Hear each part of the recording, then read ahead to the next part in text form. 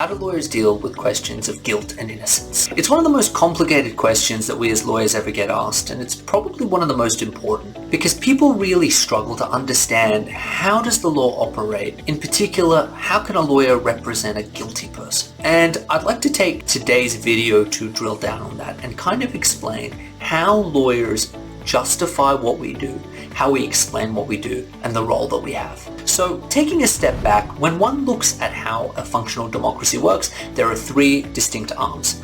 There's legislature, executive, and judiciary. The legislature is Parliament. Parliament passes laws in Australia and dictates what the law should be based upon their interpretation of the views of their constituents. That's how representative democracy works. So we've got that. The second is the executive. The executive's job is to enforce the law, and the judiciary, of which lawyers are a part, interpret the law. So it's the job of, lawyers to interpret the law and provide that interpretation to the court and to their clients. So we actually don't make the law per se. There is something called common law, which is judge-made law, and that represents some of the work that we do. But often our role is interpreting the law and the statutes, and what our client did or did not do may constitute a crime or not a crime.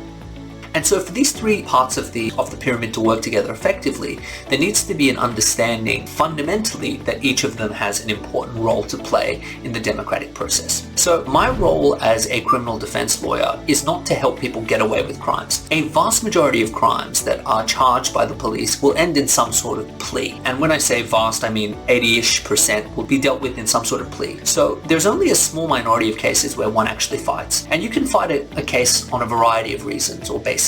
You can fight it on the basis that the facts are not what they allege, i.e. it didn't happen, or it happened, but it didn't happen the way that you say, and that the way that I say it happened is not a crime. Or finally, it happened the way you say, but I have a defense. The most common version of this is, of course, something like self-defense, where yes, it happened, yes, I struck the person, but I did so to defend myself. My role as a defense lawyer, when I deal with all of these different things, is to synthesize all of the different bits and pieces and to put it together in such a way as to ensure what happens to my client is fair. That very well may mean that things such as technicalities are utilized in such a way as to make my client's position fair according to law. For example, if there's a time limit on how long the prosecution has to bring a case, and they bring it outside of that time limit, it's my job to let my client know that there's a time limit, it's been breached, and we should push to not allow them to utilize that. And the reason for that is because these loopholes, when it looks at things as technicalities, they're important. They're designed specifically because if we don't have limitations on the law and we don't have situations where the law is not interpreted to the letter, causing an injustice, well, that's something that needs to be addressed. So that's how we do it from a technical perspective. So whenever a case comes through the door, the first thing you try to figure out is,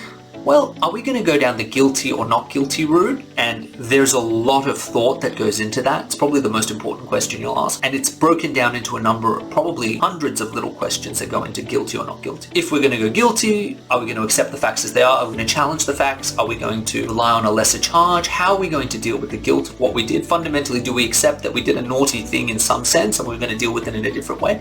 Or did we not accept that we did a naughty thing at all? And if we're not guilty, how do we defend our position? Do we assert that it didn't happen the way that they say it did, it didn't happen at all, or we have a defense for it? Those thought processes are very important because what they do is they enable us as lawyers to look at the situation somewhat objectively. There is no dispute that in crimes, particularly crimes that affect victims that may be somewhat vulnerable, emotion, passion is inserted into it, and that's understandable. It's understandable that people feel a natural aversion or that they feel personally offended when a very bad person gets away with a very bad thing. But the law is meant to be dispassionate. It's meant to rely upon facts, it's meant to rely upon logic, and it's meant to treat like cases in a like way. What that means is it's very important that if any guilty person is punished, we as a society take comfort in knowing that they did it, that they are punished accordingly for doing it. And the reason that's important is because the system or the golden thread is set up so that it is better for guilty people to get away with it than it is for innocent people to languish. Because we as a society and as a jurisprudential approach have said that it is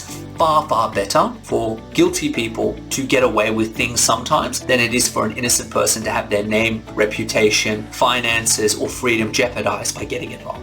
The standard of proof being beyond reasonable doubt, because you need to satisfy yourself to a pretty high standard. If you have some doubt and it's reasonable, well, it's not enough. It must be beyond reasonable doubt. And the reason you don't have to talk to police or say anything is because you have a presumption of innocence. So if you're innocent, you don't have to say, I didn't do it. You don't have to say anything. You're presumed to be innocent, and it's their job to convict you. And all of this discussion and all of this consideration boils down to one fundamental issue, which is, do we as a society think it's better or more fair for guilty people to sometimes walk free?